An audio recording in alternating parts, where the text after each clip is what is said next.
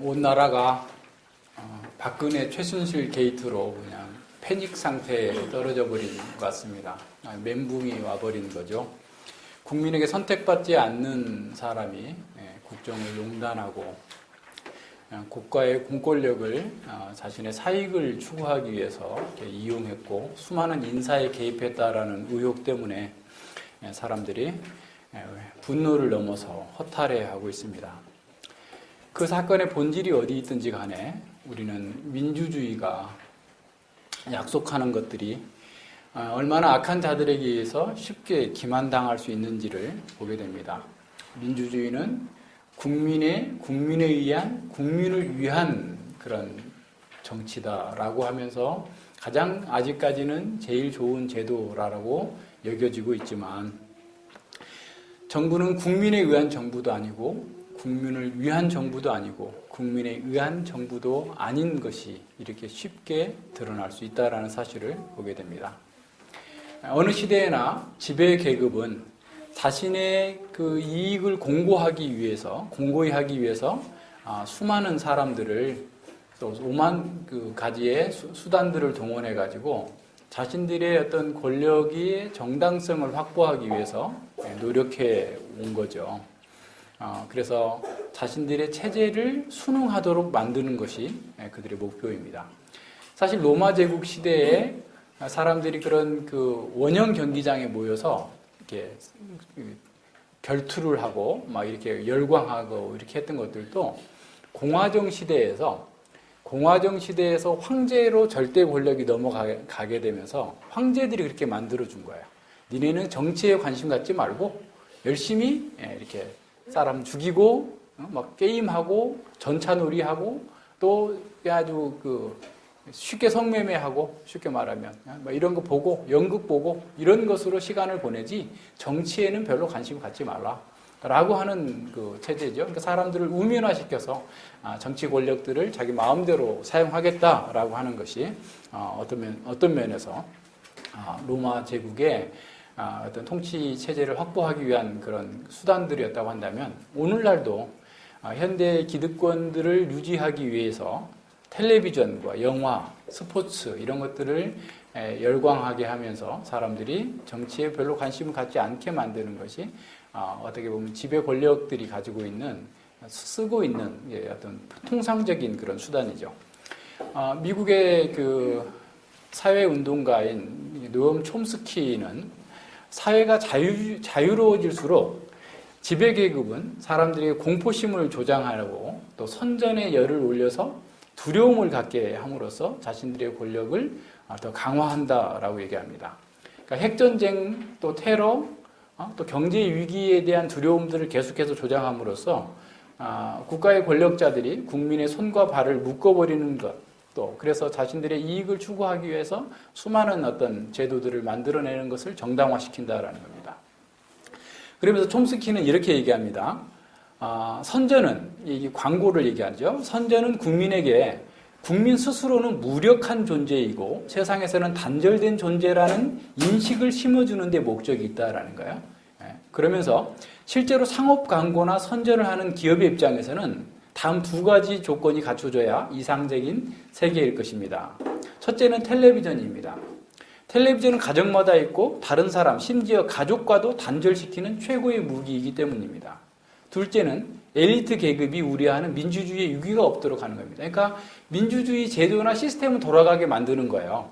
그러나 이제 그 속에서 자신들의 기득권을 이용하겠다는 거죠. 자, 이런 이상적인 조건에 접근할 수 있다면 대중은 더 이상 부자와 특권층에게 위협적인 존재가 될 수 없기 때문이다라는 거예요. 무슨 말인지 알겠어요? 그러니까 특권층의 1%의 특권층들이 부자들이 일반 대중들에게 위협당하지 않게 하는 그 조건이 TV가 다 있고 그리고 민주주의 체제가 잘 작동하는 것처럼 보이게 함으로써 이 현 체제를 공고히 하고 자신들의 이익을 더 강화시킬 수 있다는 겁니다. 대중 각자의 삶을 영위하는 데 전념할 것이고 순간적으로 유행하는 소비재와 같은 피상적인 것들에 열중하게 될 것입니다. 모든 단계의 정책 결정에서 참여자가 아니라 구경꾼에 머물게 될 것입니다.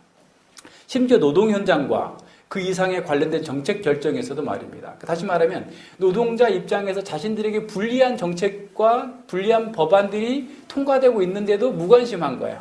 그죠? 애들이 뭐 여행 가고 놀러 가고 맨날 이런 거에 관심 있지 실제로는 자신들에게 불이익이 오는데도 불구하고 그걸 모르게 하는 것이 선전과 텔레비전이라는 광고와 기업들의 이익과 또 상위 1% 특권층들이 이러한 체제를 사용해서 쓸 수 있는 그런 거라는 거죠. 자, 민주사회에서 소수의 지배 권력은 자신의 이익을 위해서 여론을 조작하고 국민들이 개인적인 삶에만 집중하도록 쇠뇌하면서 현 체제에 순응하도록 어떻게 보면 쇠뇌시키는 겁니다. 그 대표적인 선동부호가 그런 거죠. 부자 되세요. 부자 되세요. 그리고 모든 것을 잊으세요. 당신만 생각하세요. 그런 거예요. 우리 옛날에 뭐 90년대 그런 광고 있었잖아요. 부자 되세요. 또 뭐 당신은 특별하니까 뭐 이런 그 구호를 자꾸 사용함으로써 자꾸 자기만 생각하는 거예요. 그래서 국가나 공동체의 운명에 관해서는 관심을 갖지 말고 자기 입속이나 채우고 살라라고 계속해서 외치고 있는 거죠. 자, 전체주의적인 왕정의 지배자들은 자신들의 힘이 얼마나 막강한지를 보여줌으로써 사실은 사람들을 장악하고 또 사람들에게 두려움을 줌으로써 자신들의 권력을 이렇게 강화시켜 나간 겁니다. 지금 헤롯, 이 야고보서 사도행전 12장에 나오는 야고보를 죽인 이 헤롯은 아주 정치적으로 능수능란한 사람입니다. 그러니까 이제 우리가 성경에서 보면 헤롯이 여러 명이 나오잖아요. 여러 명이 나오는데 그 헤롯에 대해서 제가 그 한번 표를 내가 한번 해줬나요?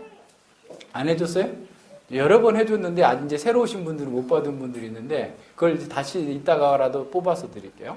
그러니까 헤롯은 이제 안티파테르라고 하는 뭐랄까 셀루쿠스 왕조에서 그 살던 그 아버지의 아들 그 헤롯 대왕이라고 하는 사람, 예수님이 태어났을 때 영아를 다 살해했던 마태복음 2장에 나와있는 그 헤롯의 근데 이 헤롯은 누구냐면 에돔 사람이에요. 이두메 사람입니다.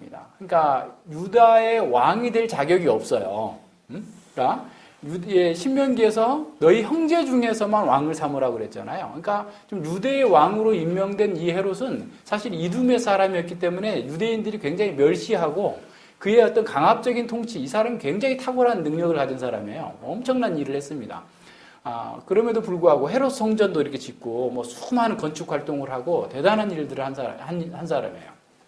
근데 이 백성들로부터 인기가 없었어요. 그래서 이제 이 자기의 왕통의 적정성을 이렇게 확보하기 위해서 하스모니안 왕가, 이 제사장 왕가거든요. 그러니까 주전 167년쯤에 이렇게 마카비 전쟁이 일어나요. 유다의 독립 전쟁이 일어나가지고 잠시 동안 30-40년 동안 유다가 독립하는 그런 기간이 있습니다. 그러니까 이제 그 셀루쿠스 왕조가 멸망하고 또 이제 그 전에 헬라가 있고 헬라에서 4개로 나눠졌던 그 제국에서 셀루쿠스 왕조의 지배를 받고 있었는데 그 왕조가 멸망하면서 로마가 들어오기 직전에 그 어떤 공백 기간이죠. 그 기간 동안에 이제 그 마카비 왕조가 하스모니안 왕가가 제사장 가문인데 그 사람들이 얼마 동안 독립국가를 유지하고 있어요. 그래서 이제 그 대제사장이 거의 왕과 같은 권위를 가지고 다스렸던 그런 시기가 잠깐 있었어요. 근데 그 하스모니안 왕가의 딸을 자신의 부인으로 이렇게 삼습니다. 그 헤롯이. 왜냐하면 그렇게라도 해서 유다 왕으로서의 정통성을 인정받고 싶었던 것이죠. 그런데 이 사람은 굉장히 두려움도 많았고요. 사람들을 많이 학살했어요. 그래서 이 5명의 부인을 두게 됩니다. 그 첫 번째 부인이 누구냐면 도리스라고 하는 부인이 있고 그 부인에게 낳은 아이가 자기 아버지의 이름을 따서 안티파텔이에요. 두 번째 아내가 마리암메인데 이 사람이 하스모니안 왕가의 그 딸입니다. 그러니까 공주죠. 그래서 유대인의 정통성을 확보하려고 한 거예요. 이 마리암메에게서는 2 아들을 낳아요. 아리스토블루스하고 알렉산더를 낳는데요. 그리고 이제 3번째 왕이 마리암메 2, 똑같은 이름인데 2번째 그 마리암메예요. 이 사람에게서 헤롯 빌립이 나옵니다. 이 빌립 나중에 그 헤로디아하고 결혼했던 그 사람이에요. 빌립. 그리고 세 번째가 말라케라고 하는 사람 속에서 아켈라우스하고 헤롯 안티파스가 나와요. 이게 다 성경에 나오는 사람들이에요. 그리고 다섯 번째가 클레오파트라인데 에루살렘의 클레오파트라예요. 여기 뭐 애굽의 클레오파트라가 아니고 그 사람 속에서도 빌립이라는 사람이 이렇게 나타나죠. 근데 이 헤롯이 굉장히 자기의 어떤 왕권에 대한 그 불안감을 많이 갖고 있었기 때문에 첫 번째, 두 번째 아들에게선 아들들을 다 살해해버려요. 세 사람을 다 죽여버립니다. 자기 아들들을 죽여요. 헤롯이 그 정도의 간악한 자였어요. 그래서 이제 마지막에 헤롯이 죽을 때도 자기만 죽으면 누구도 자기를 슬퍼해 줄 것 같지 않으니까 그 지도자들을 다 불러다 놓고 내가 죽으면 얘들 다 죽여라. 그래야지 그 사람들이 죽어야 사람들의 복종이 일어날 거 아니에요. 그럴 정도로 잔인했던 자인데 실제로 그 사람이 죽었을 때 그 사람 다 풀려나요. 안 죽여요. 그런데 그 헤롯의 두 번째 아들, 마리암메에서 난 아리스토블루스가 두 번째 아들인데 그 아들도 죽었어요. 근데 그 아들이 죽을 때 바로 지금 여기에 나오는 헤롯 아그리파 1세가 태어났어요. 그러니까 헤롯 아그리파 1세가 지금 자기 아버지가 죽을 때 4살이었어요. 그래서 이제 그 어머니가 그러니까 마리암메가 이 아이를 로마로 보내게 돼요. 그래서 로마 황실에서 가정에서 자라요. 그래서 수많은 산전수전을 겪다가 어떻게 줄을 잘 잡아서 갈리굴라 시대에 거기에 지금 빌립이 자기 삼촌이 다스렸던 그 유다 지역을 분양받아서 분봉왕으로 오게 됩니다. 분봉왕으로 오게 되고 그리고 이제 그 갈리굴라 황제가 죽고 난 뒤에 또 이제 그 글라우디우스 황제가 이제 나오죠. 글라우디우스 황제가 나왔을 때에도 아주 줄을 잘 서가지고 어떤 지역을 굉장히 많이 확보하게 돼서 총독 직할령까지 이 사람이 지금 확보하고 있는 상황이에요. 상당히 넓은 지역에 지금 통치권을 갖고 있는 이런 사람이 지금 여기에 나오는 헤롯 아그리파 1세예요. 그리고 이제 뒤에 가서 사도행전 25장, 26장에 나오는 아그리파 왕이 또 나와요. 헤롯 아그리파 2세예요. 그 사람의 아들이에요. 그러니까 여기에 있는 헤롯 헤롯은 헤롯 아그리파 1세고 사도행전 25장, 26장에서 나오는 헤롯 아그리파는 그의 아들 헤롯 아그리파 2세인 거죠. 그걸 이제 생각하면서 보세요. 그래서 이제 이 헤롯은 굉장히 어떻게 보면 그 정치 술수에 능한 사람이에요. 어디에 줄을 서야 이게 자기가 출세하고 또 자신의 지지 기반과 권력 기반을 튼튼하게 할 수 있는지를 잘 알고 있었던 그런 사람입니다. 자, 그런 사람이 이제 유대 지역에서 원래는 지금 지난번에 봤던 것처럼 가이사라가 지금 총독부가 있었고 거기가 행정수도였었는데 이 사람이 자기가 지금 유대 지역까지 이렇게 그 분봉왕으로서 통치권을 얻게 됨으로써 수도를 일시적으로 예루살렘으로 옮겨요. 왜 그러겠어요? 유대인들의 지지를 더 견고히 하고자 한 거죠. 그러니까 유대인들은 그래도 마리암마의 후손이라고 그래가지고 이 헤롯 아그리파가 다른 사람보다 굉장히 인기가 있었어요. 그리고 이 헤롯 아그리파는 일부러 유대인들을 친유대 정책을 쓰게 됩니다. 그러니까 유대인들이 좋아하는 일들을 많이 함으로써 유대인들로부터 지지를 얻고 또 로마의 황제들에게 다 이렇게 그 관계를 잘 가짐으로써 자신의 지지 기반을 동시에 잘 가지려고 했었던 것이죠. 자, 그런 상황에서 유대인들이 좋아할 만한 일을 더 함으로써 자신이 유대인으로부터 더 큰 지지를 얻고 자신의 권력 기반을 더 튼튼하게 하고자 지금 예루살렘 교회의 기둥 같은 새 지도자 중에 한 명인 야고보 사도를 죽이는 거예요. 그래서 시범적으로 야고보 사도를 죽여놓고 그러고 나서 어떤 반응이 있나 봤더니 유대인들이 되게 좋아하는 거야. 그러니까 이제 유대인들이 굉장히 좋아할 수밖에 없었던 상황은 뭐냐면 교회가 지금 엄청나게 팽창하고 있고 또 교회 안에 이방인들이 할례도 없이 막 들어오게 되고 그것뿐만 아니라 사마리아와 안디옥까지 지금 교회가 계속해서 확장해 나가면서 유대교를 어떻게 보면 무너뜨리고 있다라고 생각하고 있는 굉장히 반감이 절정에 달하고 있는 그런 상황 속에서 지금 야고보를 죽인 거예요. 그래서 굉장히 기뻐하니까 이제 베드로도 죽이고자 가둬놓은 이런 상태인 것이죠. 그래서 이런 면에서 우리는 이제 그 뜻을 잘 살펴야 됩니다. 자, 그렇다면 우선 야고보 사도가 이렇게 죽음을 맞이할 때 그의 마음 상태는 어땠을까 한번 생각해 볼게요. 우리처럼 막 두려워하고 죽지 않으려고 이렇게 했을까요? 그러지 않았을 거예요. 그는 하나님의 말씀대로 그리스도께서 십자가의 길을 묵묵하게 가셨던 것처럼 내가 죽으면 죽으리라 주님께서 원하시는 대로 주님의 영광을 위해서 당연히 죽음도 마다하지 않고 가겠다라고 하는 그런 자세로 갔을 것입니다. 그래서 오히려 주님의 구속사에서 자신이 쓰임받은 것에 대해서 감사하면서 자신에게 주어진 일들을 잘 감당하고 갔을 거예요.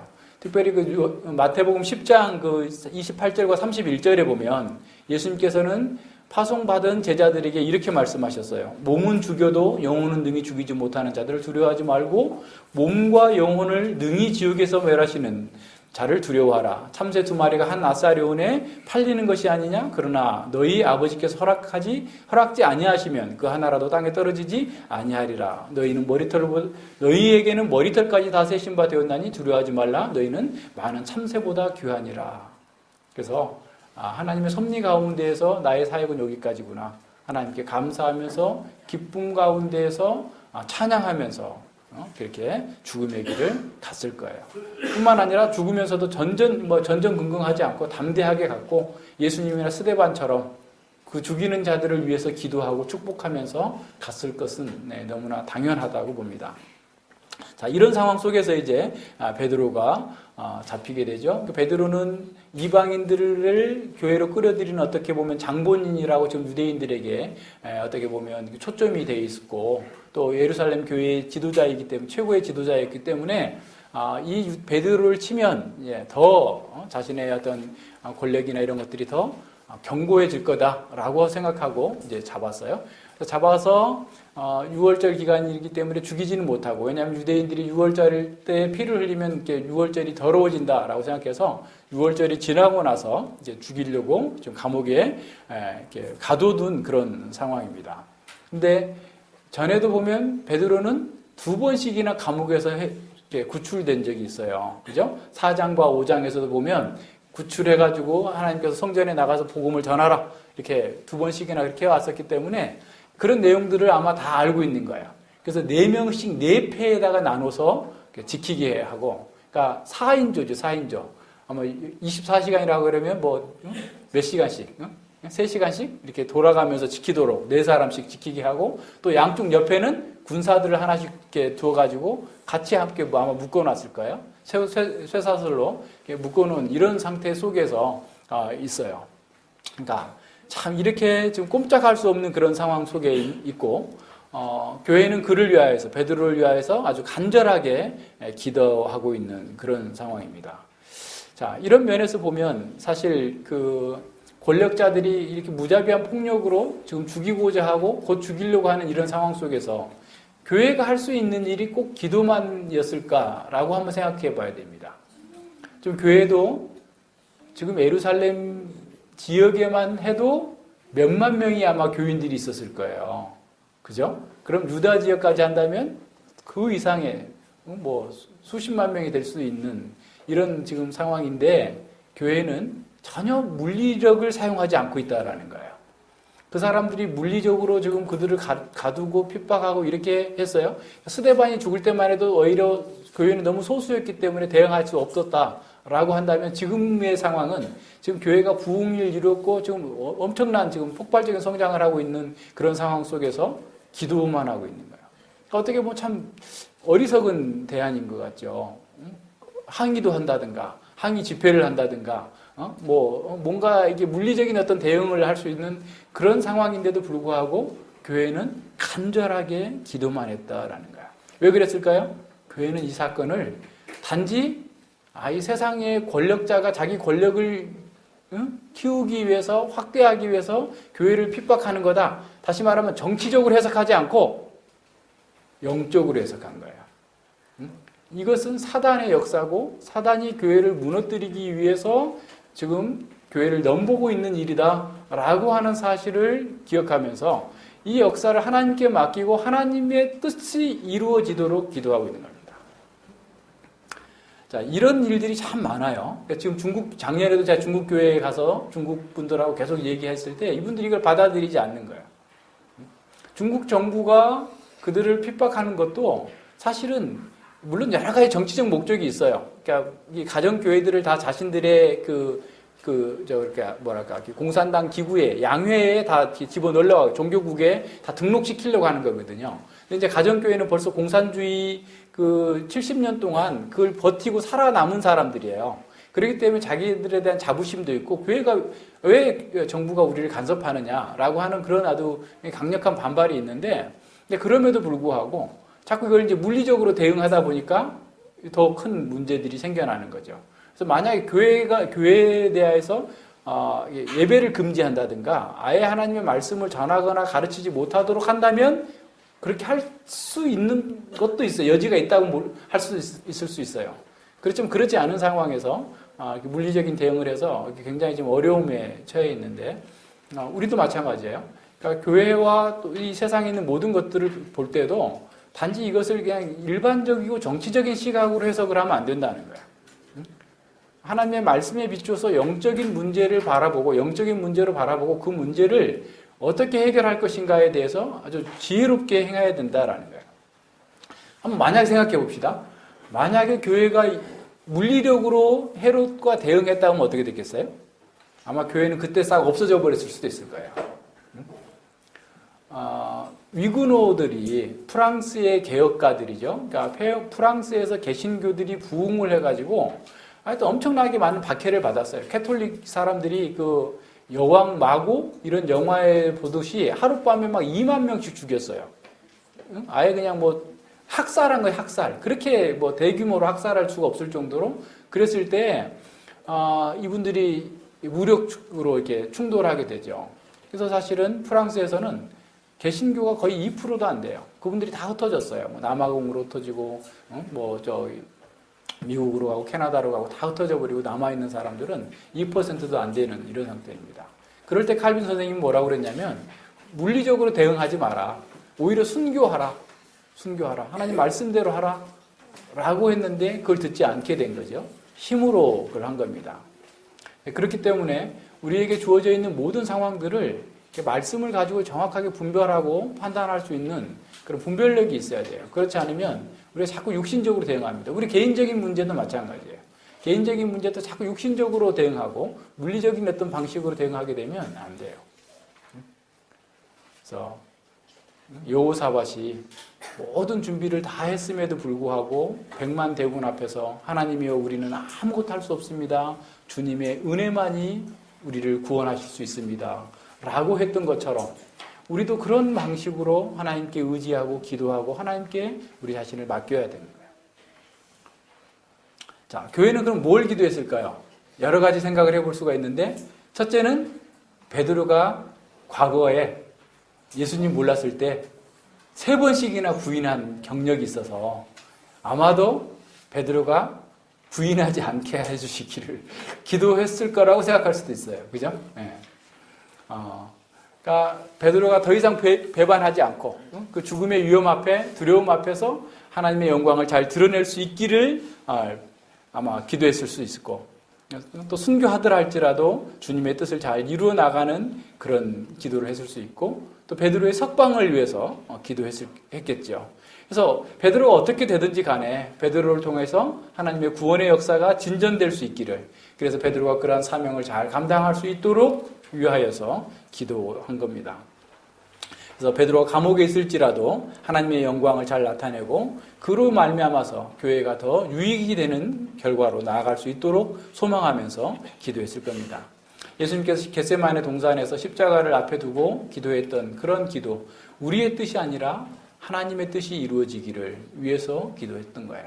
그러니까 베드로가 석방이 되든 그렇지 않든지 간에 베드로를 통하여서 주님께서 영광을 받으시도록 기도했고, 또 특별히 아마도 전에 베드로를 감옥에서 2번씩이나 석방시켜 주셨던 그 하나님의 능력이 이번에 그렇게 임해서 야고보처럼 순교당하지 않도록 해달라고 아마 더 간절하게 기도했을 겁니다. 이런 면에서 우리는 이 예루살렘 교회의 기도에 대해서도 한번 잘 생각해 봐야 됩니다. 그러니까 우리가 어떤 기도를 한다라고 했을 때에도 정말 우리의 뜻이 이루어지는 것을 위한 기도가 아니라 하나님의 뜻이 이루어지기 위한 그런 기도를 해야 된다라는 생각해 봐요. 그럴 때 베드로는 어떤 상황에 있었어요? 베드로는 쿨쿨 자고 있었어요. 야, 정말 진정한 평안이 바로 이런 거예요.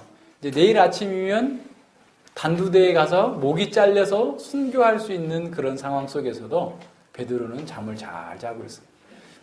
진정한 평안이 있는 겁니다. 그러니까 아이고 내가 죽는구나. 내 자식들은 어떻게 하고 뭐 누구는 어쩌고 교회는 어쩌고 뭐 다 이렇게 하면서 뭐 잠 못 자고 뒤척뒤척 거리는 것이 아니라 오히려 그 옆에 쇠사슬로 묶여 있는 병사들은 잠을 못 잤다 할지라도 베드로는 지극히 평강의 잠을 자고 있어요. 그래서 천사가 와서 발로 툭툭 쳐가지고 옆구리를 쿡쿡 쳐야만 깰 수 있을 정도의 깊은 평강의 잠을 잘 수 있었던 것이죠. 시편 127편 2절에서 말씀하고 있는 것처럼 여호와께서 사랑하는 자를 그 사랑하는 자에게 잠을 주시도다 하는 것처럼 이렇게 잠을 잤죠. 베드로는 그렇게 생각했을 거예요. 내가 죽든지 살든지 내 몸에서 주님이 영광을 받으시기를. 내가 죽더라도 주를 위해서 죽고 살더라도 주를 위해서 살겠사오니 주께서 원하시는 대로 이루어 주시옵소서. 마음 편하게 하나님께 모든 것을 맡기고 정말 기도하면서 잠이 들었을 겁니다. 이런 모든 면에서 정말 베드로는 정말 복된 그런 잠을 자고 있었던 거예요. 그런데 그 7절에서 천사가 이제 개입하죠. 호련히 주의 사자가 그 곁에 서며 옥중에 광채가 조유하며 베드로의 옆구리를 쳐 깨워 급히 일어나라. 그러니까 급히 일어나라 라고 하면서 이제 했더니 뭐 쇠사슬이 손에서 벗어지고 천사가 가로되 띠를 띠고 신을 들매라. 그러니까 허리띠를 치고 신을 꽉 묶고 또 베드로가 그대로 하니 천사가 가로되 겉옷을 입고 따라오라. 그때 베드로가 그대로 하고 천사가 하는 것이 참인 줄 알지 못하고 환상을 보는가 했는데 첫째와 둘째 파수꾼을 지나고 성을 통과하고 쇠문이 절로 열려 자동으로 열려버리는 거예요. 자동문처럼. 그래서 나와서 한 거리까지 갔더니 천사가 곧 떠나게 되는 상황이죠. 그래서 베드로가 그때서 정신이 나서 가로되 이제야 내가 참으로 주께서 그 천사를 보내어 나를 헤롯의 손과 유다 백성의 모든 기대에서 벗어나게 하신 줄 아노라. 그렇죠? 그러니까 주님께서 천사를 보내셔서 초자연적인 방법으로 베드로를 구출해 내십니다. 그러나 이것을 항상 그렇게 하시는 건 아니에요. 베드로는 천사의 말에 순순히 따르면서도 자신이 어떤 환상을 보고 있다라고 생각을 한 거죠.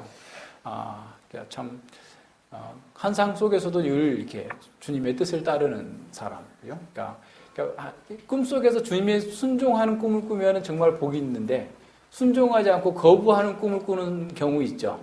하나님께서 이렇게 하라고 그러는데 나는 내 고집대로 하려고 하는 그런 꿈을 꾸게 되면 일어나도 굉장히 좋지 못하는데 이런 정말 이렇게 모든 가운데서 그냥 환상이든 꿈이든 어느 상황에서든 주님께 순종하는 것이 나의 기쁨입니다. 주의 뜻을 행하는 것이 나의 기쁨입니다. 라고 살았던 그 베드로는 그 모든 것을 따라서 해 나갔던 것을 보게 됩니다. 자, 하나님께서는 이 천사를 통해서 베드로를 구출하심으로써 하나님 나라의 구속사가 멈추지 않고 더 역사 가운데에서 힘있게 전진해 나갈 수 있도록 해주셨고 성도들의 그런 간절한 기도에 응답해 주심으로써 그들의 믿음을 더 강화시켜 주셨던 것이죠. 그래서 주님께서는 자신의 영광과 그 백성들의 유익을 위해서 언제든지 초자연적인 방법으로 이 역사 가운데 개입하셔서 기적을 행하실 수 있다라는 사실을 우리는 기억해야 됩니다. 베드로는 나와서 이제 마가라고 하는 요한 마가라고 하는 그 어머니의 집에 모인 그 교회에 갔죠. 갔더니 이제 그 사람들은 교회는 열심히 지금 간절히 기도하고 있는 중이었어요. 그래서 문을 두드리니까 로데라고 하는 계집 아이가 아마 해주처럼 아주 발랄한 아이가 와서 문을 열어주려다가 베드로 선생님 사도의 목소리다 하고 가서 문도 여는 걸 잊어버리고 가서 얘기를 한 거죠. 근데 사람들이 믿지를 않아요. 베드로의 구출을 위해서 열심히 기도하고 있는데 안 믿어. 베드로가 살아났다고 하는. 그러니까 초대교회 성도들은 완전한 믿음의 사람들이 아니에요. 우리가 똑같은 사람들이에요. 같이 기도하고 있으면서도 베드로가 살아났다고 하는데 못 믿는 이런 연약한 사람들이죠.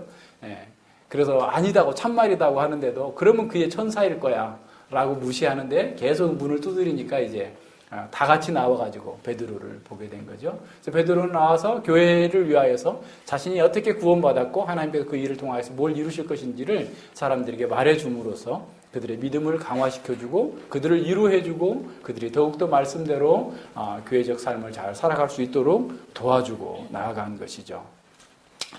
그리고 이제 교회의 안전도 또 자신의 안전을 위해서도 그 자리를 피하면서 야고보, 여기에서 나오는 야고보는 누구냐면 예수님의 형제인 야고보죠. 앞서 죽은 야고보는 요한의 형제 사도였던 야고보였고, 야고보와 그 다른 사도들, 교회 지도자들에게 이런 사실을 전하라 하고 이제 어디론가 베드로는 떠나게 됩니다. 그래서 이제 다른 지역에 가서 복음 사역을 한 거죠. 여기서도 우리가 한 가지 주목해야 될 것은 뭐냐면 베드로는 자신이 이 교회를 지키겠다라고 고집부리지 않았다라는 거예요. 나만이 이 일을 할 수 있다.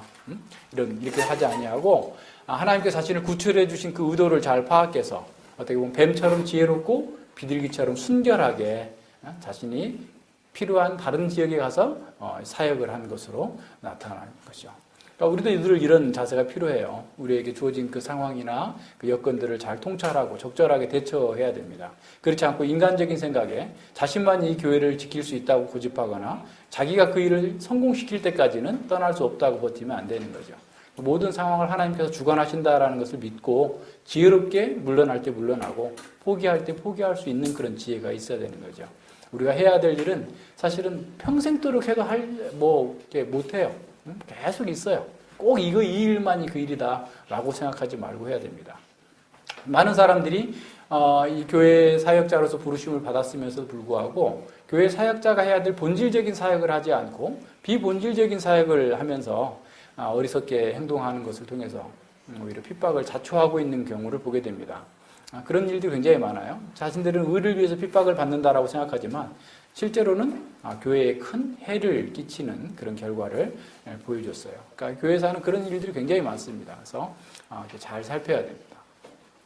18절과 19절에 보면 베드로가 없어진 것을 알게 된 그 헤롯은 감옥에 이제 아마 소동이 일어났겠죠. 그래서 이제 군사들 4패로 나눠 가지고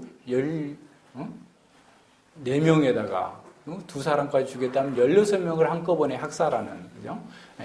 그죠? 권력자가 자기 힘을 가지고 있으면 정당한 힘이 아닌 걸 가지고 자꾸 사람들을 죽이는 거죠. 그러니까 이제 과거에는 이제 죄수를 잃어버리면 그 죄수 대신해서 지키던 사람이 그 생명을 대신해야 되기 때문에 그러면 한 사람 정도를 이렇게 죽이면 모르지만 이게 다 죽인 것으로 나타나게 됩니다. 그러고 나서 이제 이 헤롯은 자신의 정치적 목적을 이루지 못하게 되자 아마 가이사라로 다시 이렇게 행정수도를 옮기게 되고 가이사라에서 거하게 되는 이런 상황이 된 것 같아요. 그리고 이제 20절로 24절에 보면 헤롯이 아주 비참하게 최후를 맞는 그런 장면이 나타나는데 그가 절대 권력을 가지고서 교회와 교회 지도자들을 진멸하려고 했지만 사실 그 뜻대로 되지 않은 거죠. 12장 1절 24절은 사실은 11장 마지막 절과 12장 25절 그 사이에 있는 삽입구예요. 그러니까 시간적으로도 이게 정확하게 맞지 않을 수도 있습니다. 그래서 어쨌든 이 사건을 이렇게 보여줌으로써 이제 루가는 13장부터는 본격적으로 이제 이방인 선교를 중심으로 하고 바울을 포커스로 맞춰서 이렇게 전개해 나갑니다. 그 뒤로도 베드로는 계속해서 사역을 했지만 사도행전상에서는 베드로는 더 이상 드러나지 않는 이런 상황이에요. 이런 상황 속에서 이제 이 헤롯의 죽음 사건을 거기다가 넣어주고 있는 거죠. 그 시편 34편 21절에서 악이 악인을 죽일 것이라 의인을 미워하는 자는 벌을 받으리로다 라고 하셨던 그 말씀대로 헤롯은 죽게 됩니다.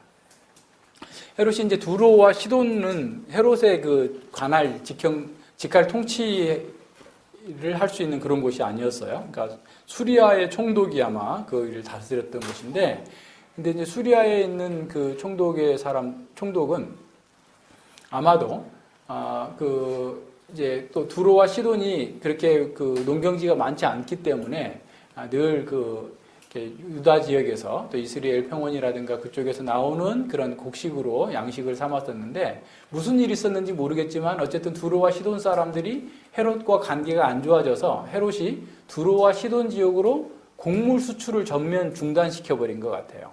그러니까 이제 이 사람들이 딴 데 가서 곡식을 사온다고 하더라도 시간도 많이 걸리고 비싸기도 하고 하니까 어떻게든 헤롯과 좋은 관계를 맺음으로써 다시 어떤 곡물 수출의 길을 열어달라라고 하는 방식으로 헤롯의 최측근 블라스도에게 아마 뇌물을 주고 한번 자리를 마련해 봐라 라고 이렇게 했겠죠. 그래서 이제 날짜를 잡아가지고 가이사라에 있는 원형 경기장에 왕의 보좌를 쫙 펼쳐놓고 앉고, 그 다음에 헤롯은 이렇게 요세푸스의 기록에 의하면 이렇게 은감실, 그러니까 은이 들어가 있는 그 실로 짠 하얀 옷을 입고 거기에 나타났다고 해요. 그러니까 거기에 햇빛이 쫙 비춰보세요. 그러면은 뭐 얼마나, 그럴 것 같잖아요. 이렇게 굉장한 어떤 그 모습으로 나타나 보이니까. 그래서 이제 그러면서 이제 회유했다라는, 연설했다라는 거예요. 그래서 뭐 자기가 뭔가를 얘기했더니 사람들이 듣고 아부하기 위해서 이것은 신의 소리지 사람의 소리가 아니다.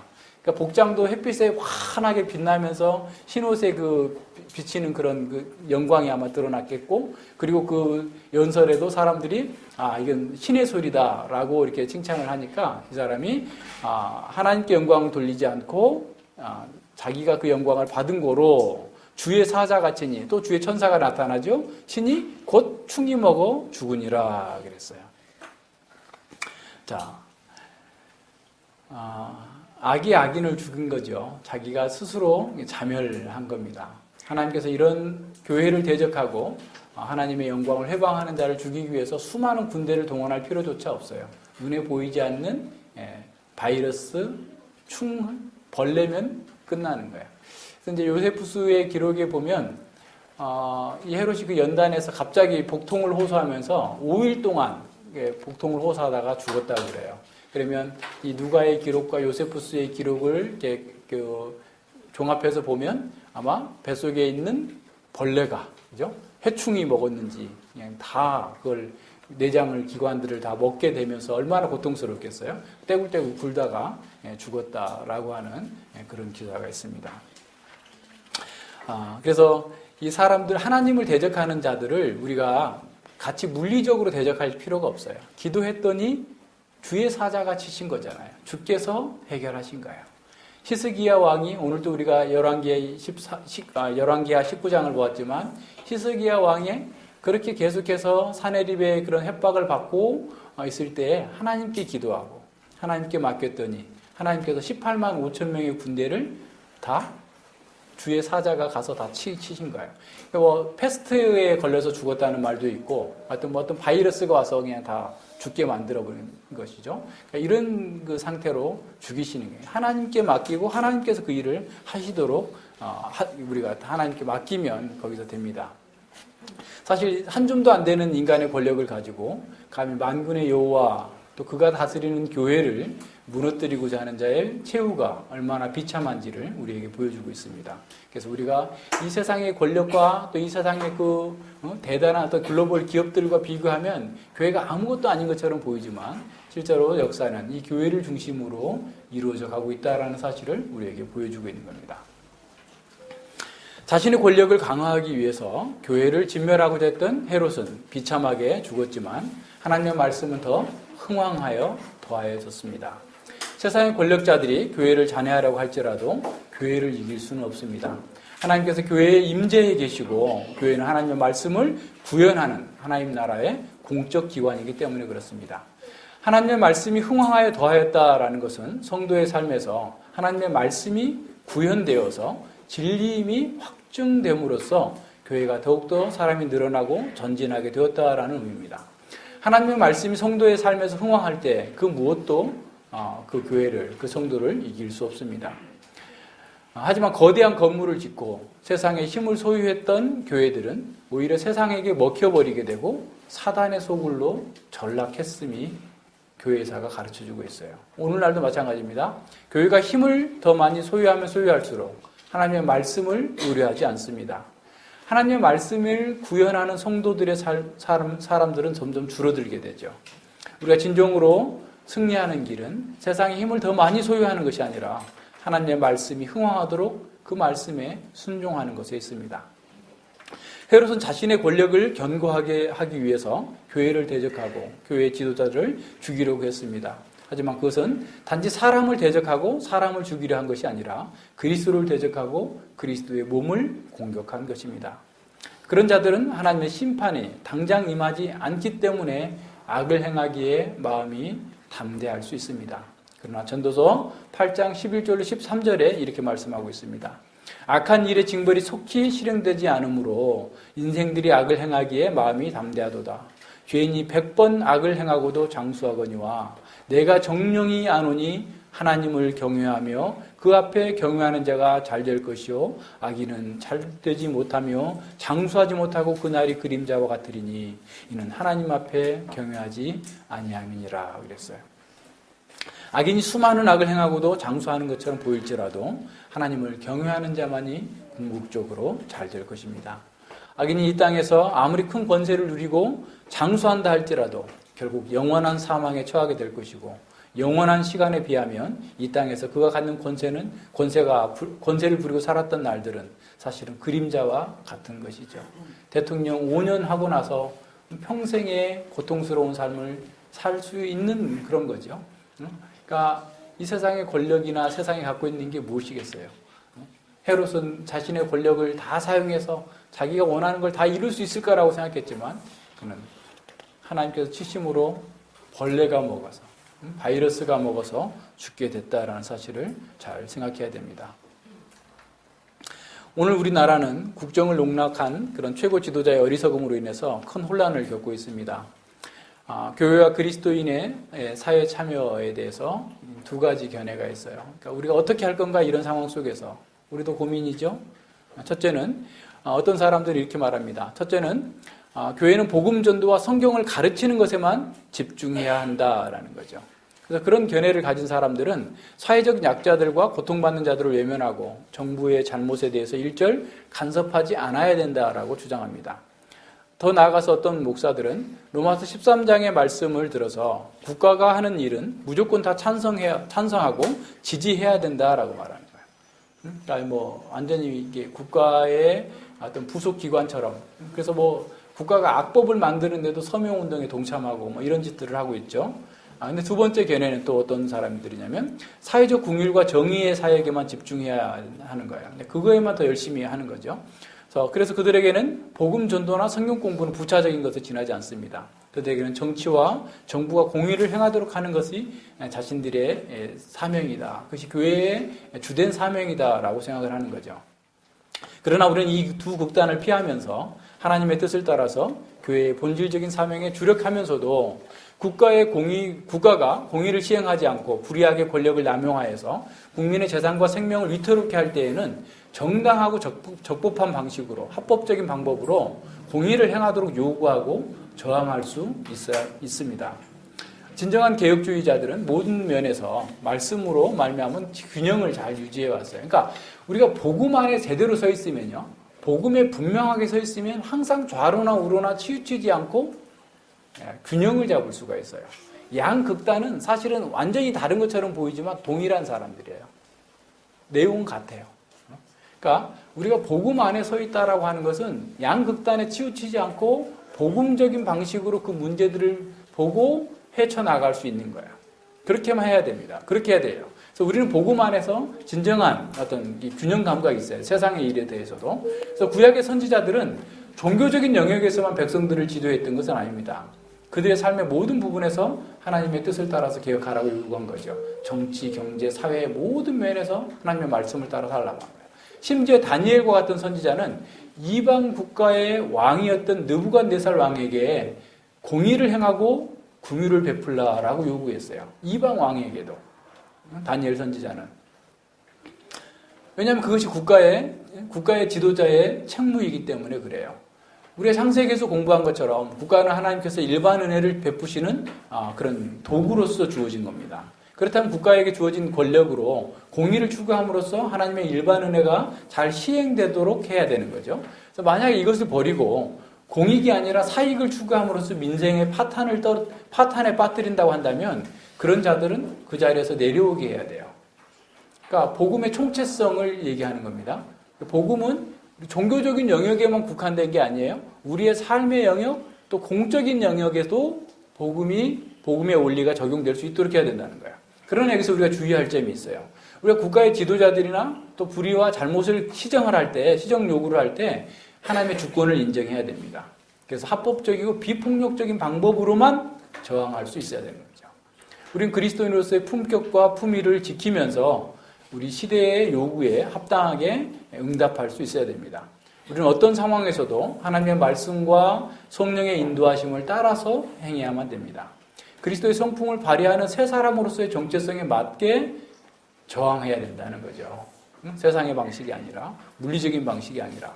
그래서 그것을 위해서 우리는 먼저 모든 상황을 영적으로 해석하고 적용할 수 있어야만 됩니다. 그러니까 예를 들어서 투표도 제대로 해야 돼요. 투표, 그놈이 그놈이야. 이렇게 하면 안 돼요. 그 당이 하면 안 돼요. 우리는 차선을 택해야 돼요. 차악을 택해야 돼요. 그러니까 하나님의 공의에 맞는 원리로 나가서 투표를 해야지 내 지역 사람이니까, 내 친척이니까, 내 누구니까, 나와 뭐 관련이 있으니까 이렇게 하면 안 되는 거예요. 하나님의 공의를 따라서 해야 되는데 그러면 이 세상에 어디 온전한 공의를 행하는 정당이나 그런 사람이 어디 있어요? 없죠. 그러나 그 중에서 택하는 거예요. 그래서 이 사회가 하나님의 공의와 정의가 잘 시행될 때 교회가 거기서 안정적으로 복음을 잘 이렇게 전하고 선교할 수 있고 제대로 된 사역을 할 수 있기 때문에 그런 거예요. 그래서 그러한 그 국가를 위해서 우리가 기도하고 정부가 바르게 되도록 시행되도록 이렇게 해 나가야 되는 일입니다. 그래서 모든 걸 영적으로 해석했죠. 초대교회는 야고보의 순교와 베드로의 투옥 사건을 영적으로 해석하고 물리적인 대응이 아니라 하나님의 손길에 맡기고 간절하게 기도했습니다. 우리도 현재 우리의 상황을 성경적으로 해석할 수 있어야 됩니다. 그리고 우리 스스로 하나님의 공의보다 자신의 사익을 앞세우면서 살지 않았는지 돌아보고 회개해야 돼요. 우리 먼저, 우리가 깨끗하지 못하면서 정부를 향해서 깨끗하라라고 얘기할 수 없잖아요. 우리가 온전한 그 믿음의 삶을 살아야 되는 거죠. 그리고 하나님의 공의가 이루어질 수 있도록 합법적이고 정당한 방식으로 대응해야 됩니다. 그리스도인의 현실 참여는 단순히 눈앞에 있는 현실적인 위기를 극복하는 것에 머물지 않습니다. 우리의 현실 참여는 하나님의 공의가 우리의 사적인 영역에서부터 공적인 영역, 국가 사회 영역으로까지 확산되도록 법과 제도를 만드는 데 기여할 수 있어야만 됩니다.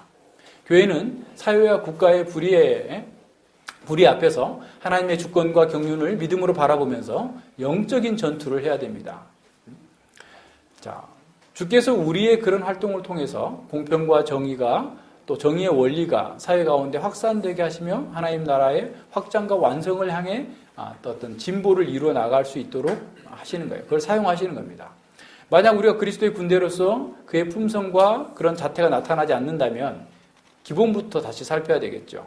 우리가 먼저 공의를 행하고 교만한 마음을 버리고 주님의 인도하심을 따라서 겸손한 마음으로 사회를 개혁하기 위해서 합법적인 방법으로 동참할 수 있어야 됩니다. 그러나 여기서 더 중요한 것이 있어요. 이것보다 더 중요한 것. 교회는 이 세상의 부조리와 불의를 개선해서 이 땅에서 유토피아, 이 땅에서 낙원을 건설하도록 부름받지 않았다라는 거예요. 교회의 본질적인 사명은 이 땅에 있는 사회적인 악과 병폐를 제거함으로써 이 땅에 낙원을 건설하기 위한 것이 아니다라는 겁니다. 교회는 이 세상 나라를 하나님 나라로 바꿔놓기 위해서 존재하는 것이 아닙니다. 역사 가운데는 교회가 사회를 개혁하고 공평과 정의를 정말 넘치도록 이루어내는 그런 사회가 만드는데 수많은 기여를 했어요. 그 사례는 굉장히 많습니다. 하지만 교회가 사회의 병폐를 개선하고 사회를 공의롭게 바꾸는 것은 사회개혁운동을 통해서가 아니었어요. 교회가 사회의 공의와 개혁을 이룰 수 있었던 것은 사회의 모든 현상을 영적으로 해석하고 복음을 바르게 온전하고 전함으로써 진정한 부흥으로 말미암은 결과로서 사회가 개혁된 거야. 그러니까 교회는 이 세상의 문제를 뭘로 봅니까? 경제 문제로? 정치 문제로? 권력의 문제로? 아니에요. 죄의 문제로 보는 거예요. 영적으로 본다는 것은 죄 문제로 보는, 성경적으로 바라본다는 겁니다. 자, 그 대표적인 예가 18세기 영국의 대각성 운동입니다. 하월 해리스, 조지 필드, 존 웨슬리, 존 뉴턴 같은 아주 탁월한 목회자들이 하나님의 말씀을 열심히 전했어요. 그런데 그들이 복음 전파로 말미암아서 사회에 거대한 변화가 일어났습니다. 이런 복음이 없었던 프랑스에서는 혁명이 일어났어요. 몇 천만 명이 죽었어요. 그런데 영국은 설교자들의 설교를 통해서, 복음을 통해서 사회가 깨끗해지고 모든 부조리가 시정되고 깨끗해져서 자본주의가 막 발전할 때예요. 산업혁명이 일어나고 나서 수많은 그 노동 착취, 어린이들 노동 착취, 뭐 수많은 부조리한 것들이 막 넘쳐나는 그런 시대였어요. 그런데 그런 목회자들이 교회가 사회개혁운동을 한 게 아니라 그들 속에 하나님의 말씀을 전한 거예요. 죄에서 회개하고 하나님의 사람으로 새롭게 되도록 거듭나도록 복음을 전했더니 바뀐 거예요. 사람이 바뀌었어요. 노예무역 제도가 바뀌었고 아동의 노동 착취가 없어졌어요. 재현이 같은 애들, 이렇게 어린 아이들이 7, 8살짜리 애들이 그 영국의 그 18세기에 무슨 일을 했냐면 어른들은 할 수가 없어요. 굴뚝 있잖아요, 굴뚝. 벽난로 굴뚝을 가서 이걸 청소하는 거야. 그 아주 그 적은 돈을 받고, 쉽게 말하면 침니 스위퍼라고 그래요. 그러니까 이 그 굴뚝 청소부. 그 강제 노동이죠. 그렇게 하면서 그 일을 했고, 이런 것들이 언제 없어졌어요?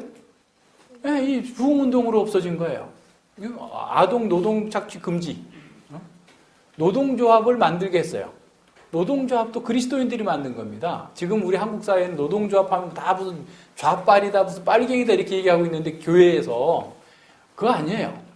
노동자들이 너무 착취당하고 어려움을 겪고 있을 때 그리스도인들이 가서 노동자들의 권리를 보호하고 노동자들이 정말 그 인간답게 대우를 받도록 그걸 만든 거예요. 수많은 공립학교를 만들었고 수많은 병원을 만들었고 수많은 그 감옥의 비인권적인 제도들을 개선하고, 이게 다 어떤 사람들이냐면 열심히 성경 공부한 사람들, 열심히 성경을 공부하고 그 성경대로 자기가 살고자 들였던 사람들이 바뀐 거예요.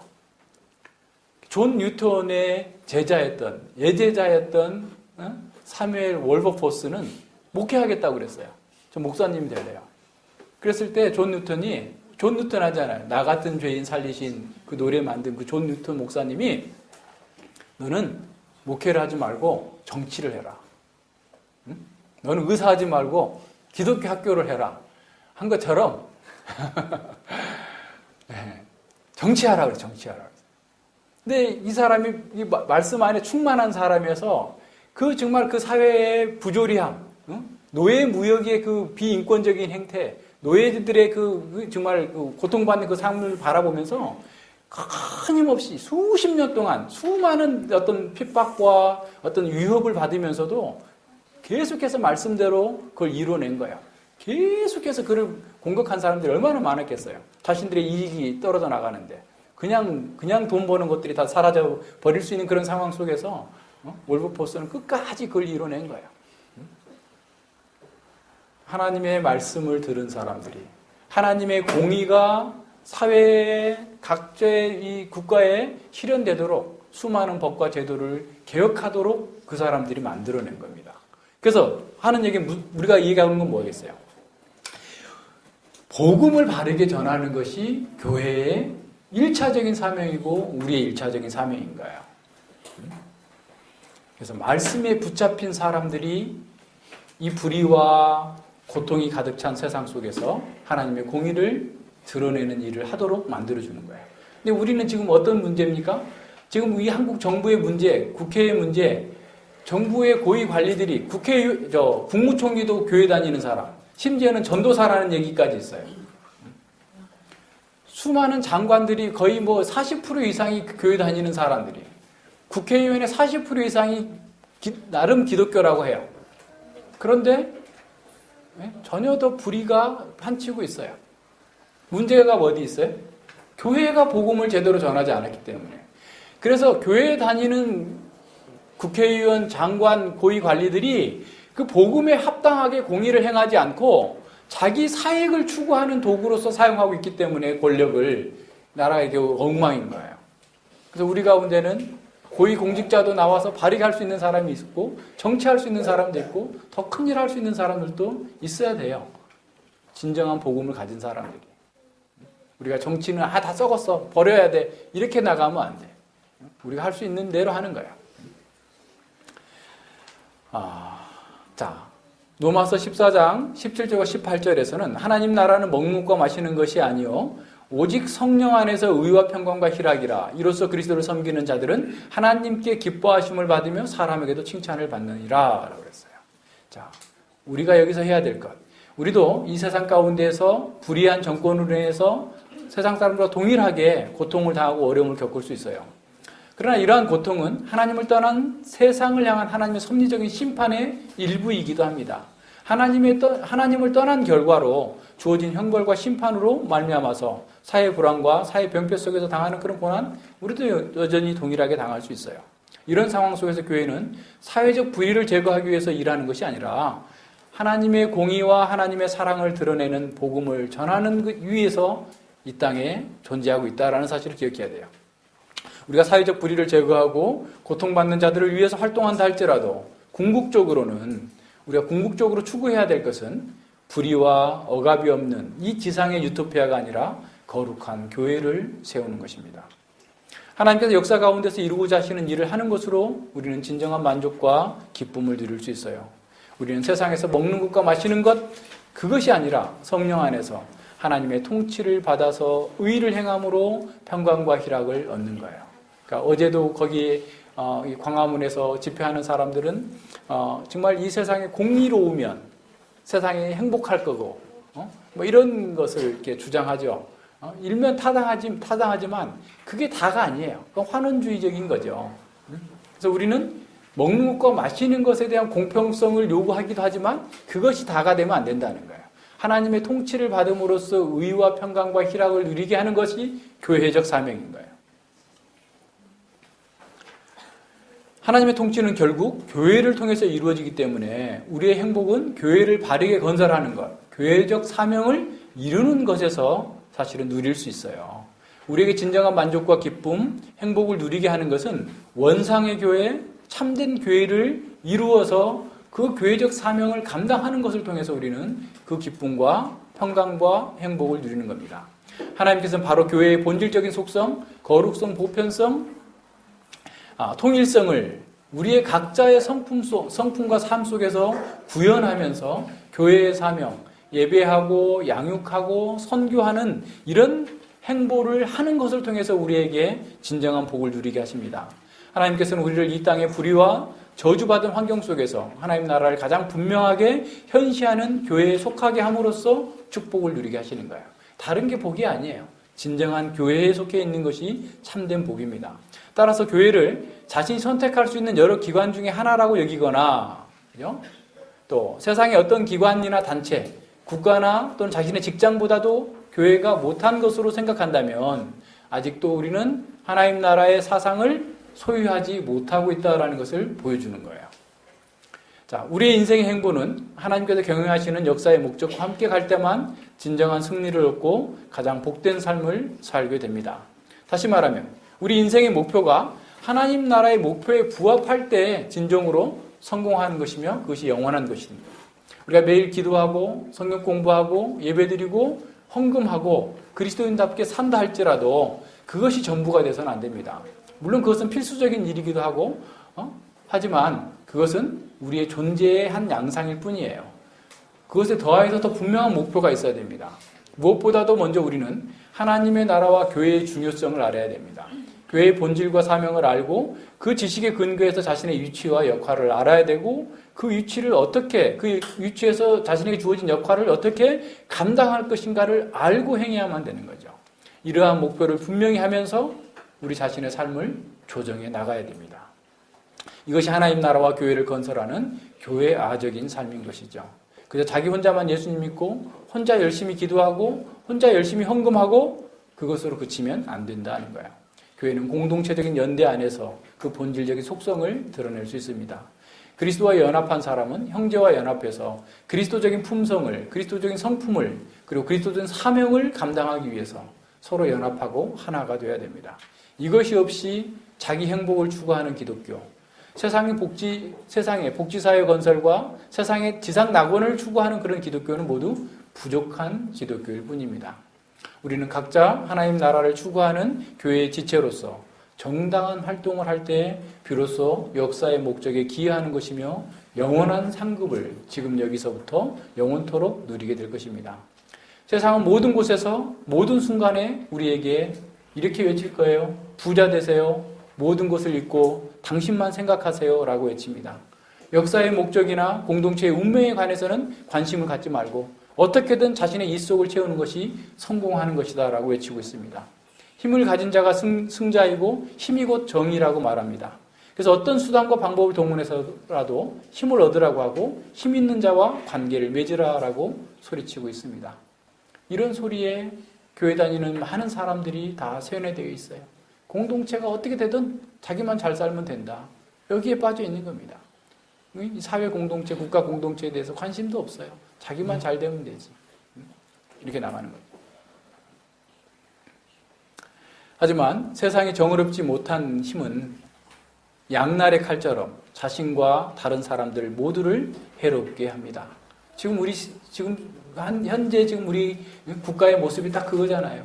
정의롭지 못한 힘이 사용될 때 얼마나 자신을 해롭게 하고 국가와 국민을 해롭게 하는지를 보여주고 있잖아요. 그래서 예수님께서는 칼과 몽치를 가지고 예수님 자신을 잡으러 왔던 사람들에게 베드로가 칼로써 저항하자 이렇게 말씀하셨습니다. 마태복음 26장 52절에서 내 검을 도로 집에 꽂으라. 검을 가지는 자는 다 검으로 망하느니라. 예수님께서 힘이 없으셔서 죽으신 게 아니에요. 예수님께서 힘이 없어서 그렇게 무력하게 하나님 나라를 이루고자 하셨던 것이 아니에요. 하나님 나라는 힘으로 되어지는 게 아니에요. 먹는 것과 마시는 것으로 되어지는 것이 아니고 그 말은 곧 힘으로 되어지는 것이 아닙니다. 우리가 세상에 힘을 소유할 때 우리의 영혼은 위험에 처하게 되는 것을 알아야 돼요. 그러면 위험에 처하지 않으려면 어떻게 해야 되겠어요? 그 힘을 주님과 주님의 교회를 위해서 사용해야 돼요. 주님의 나라를 위해서 사용해야 돼요. 그럴 때는 안전해요. 그렇지만 그 힘이 자기를 위해서 계속해서 더 늘어나게 되면 자기도 해롭고 다른 사람도 해롭게 하는 양날의 칼처럼 위험하게 된다는 거예요. 지금 비리로 있는 사람들 수천억 대 재산이 있다고 그러잖아요. 대통령도 퇴임해도 한 달에 1,000만 원 이상 뭐 받잖아요. 모든 경호원도 따라붙고 다 해주잖아요. 뭐 더 욕심낼 게 뭐 있어요? 생각해보면. 그렇게 많은 힘이 있는데 그걸 가지고 더 뭐 하겠다는 거예요. 그러니까 자기도 해롭게 하고 다른 사람들도 다 피폐하게 만드는 거죠. 그렇게 하면 안 됩니다. 자, 그렇다면 우리는 해롭과 같이 강력한 세력들과 어떻게 무엇을 가지고 싸워야 될까요? 우리의 무기는 바울이 말한 것처럼 우리의 싸우는 병기는 육체에 속한 것이 아니요 오직 하나님 앞에서 견고한 진을 파하는 강력이라. 우리가 아직 육체에 있어 육체대로 행하지만 육체대로 싸워서는 안 됩니다. 우리는 복음과 그 복음에 합당한 삶을 삶으로써 인간들이 자랑하는 최후의 보류인 견고한 진마저도 파괴할 수 있는 강력한 힘을 발휘할 수 있어야 돼요. 예루살렘 교회가 당시에 견고한 유대교를 체계를 무너뜨리고 헤롯의 체계를 무너뜨리고 로마의 체계를 무너뜨렸던 것은 복음에 합당한 삶을 살았기 때문에 그래요. 종교개혁자들이 루터가 칼빈이 그 많은 사람들이 그 당시에 정치, 경제, 종교 모든 것들을 다 장악하고 있었던 로마의 그 권력을 이겨낼 수 있었던 것은 그 견고한 진을 파할 수 있었던 것은 그들이 복음에 집중했고 복음을 따라 살았기 때문에 그런 겁니다. 오늘 우리에게도 동일한 거예요. 우리가 복음을 따라서 살 때 복음으로 우리는 모든 이론을 파하며 하나님을 대적하여 높아진 것을 다 파하고 모든 생각을 사로잡아서 그리스도께 복종케 하는 사람으로 부르심을 받은 거예요. 우리가 이렇게 놀라운 무기를 가지고 있는데 세상에 물리적인 무기, 물리적인 어떤 것이 부족하다고 낙심하고 그것을 더 얻기 위해서 허접하게 싸우는 것이야말로 우리의 정체성을 우리 스스로 부정하는 겁니다. 자, 그렇게 사는 것이 세상을 이기는 우리의 믿음의 삶인가요? 이러한 믿음을 가진 자들은 세상의 왕국들을 이겼고 앞으로도 이겨나갈 것입니다.